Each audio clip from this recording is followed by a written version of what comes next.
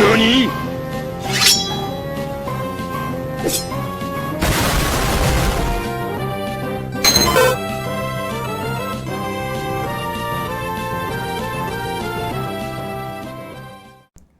Hello guys, and welcome back to another episode of Pokemon with Ditto and me.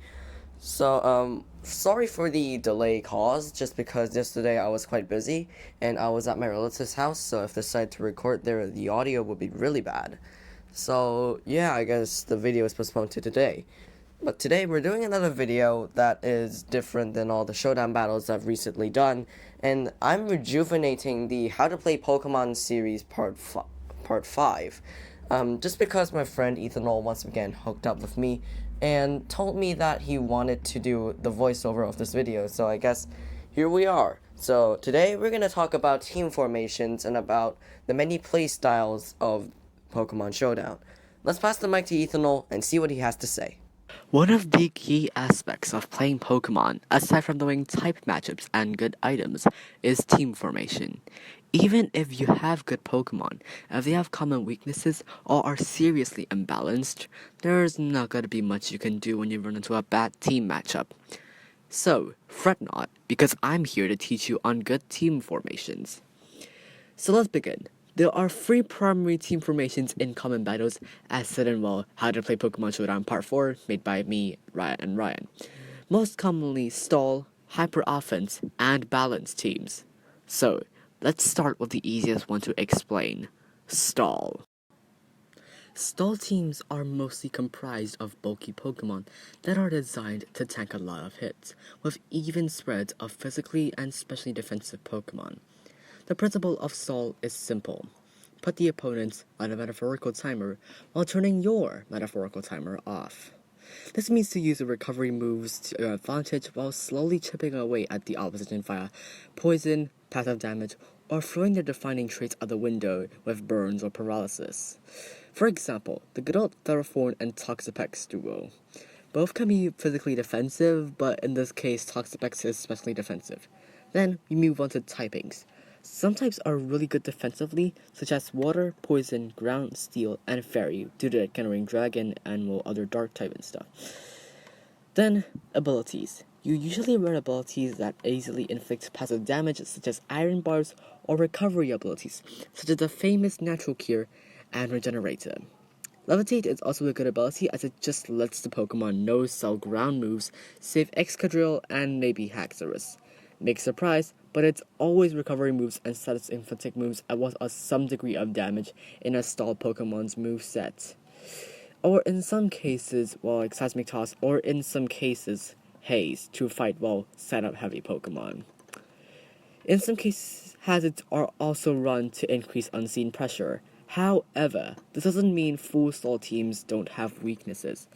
Having to be so passive lets opponents play around your type matches, and if the opponent has a generally powerful all-rounded Pokemon like Mega Rayquaza or Shifu or Cinderace, there is not much you can do being so passive as they pivot like crazy, putting them in control instead of you. For example, look at this battle. This isn't necessarily that anything goes, but I digress.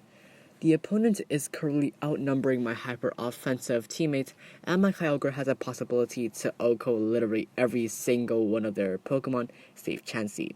Chansey is the final wall preventing me from neutering the team. Unfortunately, the opponent uses that information to great effect, thus using Chansey to block my powerful water spouts. He is bringing in Chansey every time I switch in my Kyogre, but what he doesn't know is that I still haven't reviewed the power of my Mega Rayquaza yet. So, when I do switch in my Mega Rayquaza, via, double switching from my Zacian from my Quagsire, I can use this to exploit him, and put insane pressure on his Lugia via a boosted Dragon Ascent. And thankfully, because my Zygarde paralyzed Lugia prior, it puts it into OHKO range, or not, KO range of my Zacian. So finally, I'm in control, and even if a good stall player will try his hardest to prevent said situation from happening via moves like Teleport, etc., don't forget that two can play at the same game. Now, we move on to the exact opposite of stall, which is hyper offense. This format is composed of both physical and special heavy hitters. The rule is hit hard to the point where no one can recover. use items and abilities and convert them into the maximum damage output. This doesn't mean you have to go monkey brain and just click buttons without thinking, as in fact, hyper offense is the most reliant on switch reading, the bread and butter of competitive highlighter showdown. When you land a pyro pump from your Palkia on a hole that was switching in, it feels oh so satisfying. Anyways, moving on. Hyper offense have really good synergy with choice items. Choice scarves give the Pokemon a boosted speed, giving slower Pokemon that hit really hard a chance of competing in a high speed tier metagame, or to surprise Pokemon that are set up once, like Choice Scarf Terrakion. It Hoko's Cocky Salamanters and Volcaronas that it's set up only once. Choice Band and Specs are, in short, incredibly powerful steroids that you won't be able to survive unless you're faster, such as Choice Band, Zapdos, Diggersby, Groudon, and Specs Hydreigon, as well as Regieleki. Life Orb is very much a fine choice, but put it on your Pokemon with good recovery, like Yveltal or Articuno, or else you've only got 10 turns to live. You may have noticed that the types I use with these power items are good offensive types like Flying, Psychic, Fighting, as well as Ground and Dragon. Not just that, but abilities like Sheer Force and even Gorilla Tactics power up your moves significantly, as well as Libero, which gives out free stab moves. However, the flaw of hyper offense is that it makes you lack good recovery, well, such as be lacking things like Wish or Recovery, unless you're using Yamato or Articuno. That's where setup hyper offense comes in.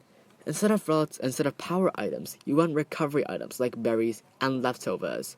This makes sure you stay relatively healthy and probably live to see another day with clutch leftovers.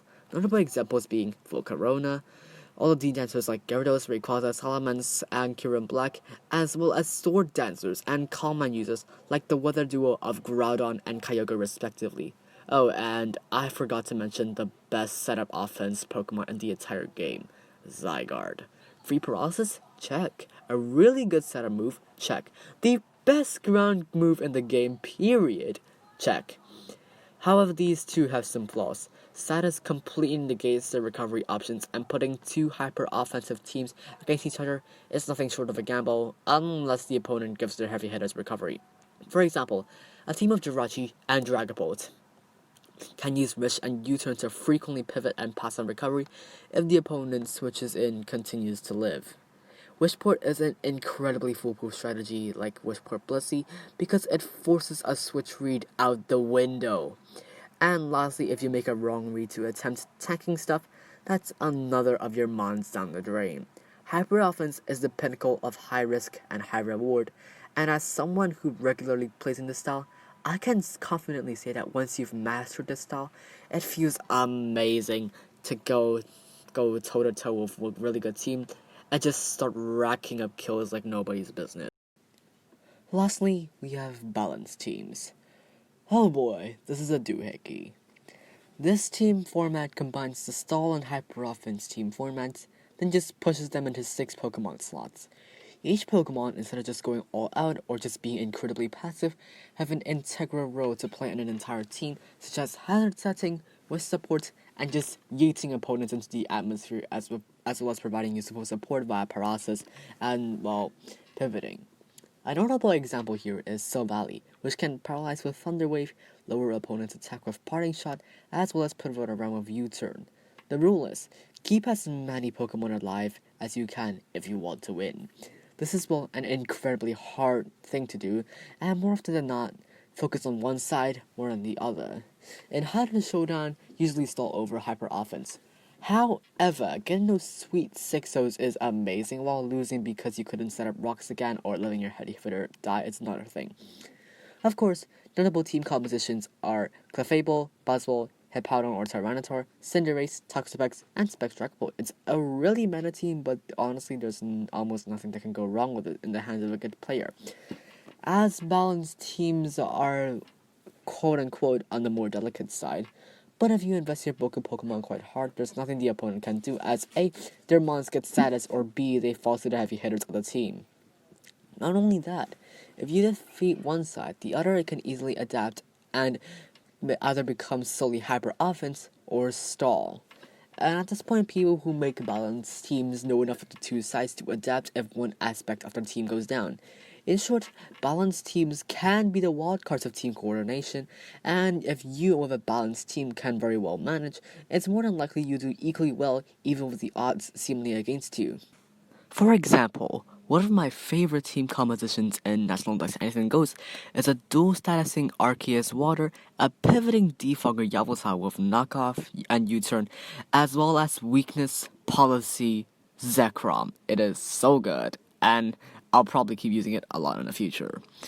So not only that, but in higher ladders, the most common playstyle is 4 Hyper Osvin teammates and 2 status slash wish porters slash defoggers. And more often than not, low statuses and the defogs will save your games in a pinch.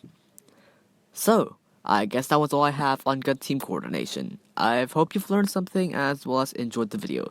Anyways, see you guys next time. Thanks, Ethanol. I really appreciate the time and effort spent by you, and big shout out to him, obviously. So I have a few more things to add. As a balanced team player, I usually add a defog slash rapid spinner on my team just to get rid of hazards. That is an extremely big part of a game, as hazards can deal chip damage to Pokemon as well. I usually have at least 2 of physical and special attackers, just so it can cover up all other teams. Like, I can use my special attackers to counter physical walls, and vice versa. And obviously, I would have some defense status mons. For example, one of my old favorites was a Stealth Rock, Toxic, Earthquake, Dragonclaw Garchomp, which was obviously named Sparna. It was a dedicated lead that can poison lead Swampert sets, set up Stealth Rock, and also do some good offensive damage with both its stabs, Dragonclaw, and Earthquake. Another team formation that I like to use is bulky offense teams. So I like the idea of this team just because when I'm facing hyper offense, I can pivot more easily since my Pokemon are relatively bulky and can pivot into attacks more easily. And when I'm facing against a stall team, I still have relatively powerful attackers to deal with them, to get through their bulk and destroy them.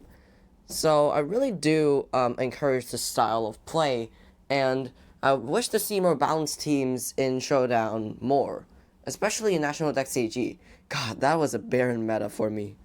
Okay, enough of the complaining. So, I guess I'll see you all next week, and hope you all an early Merry Christmas.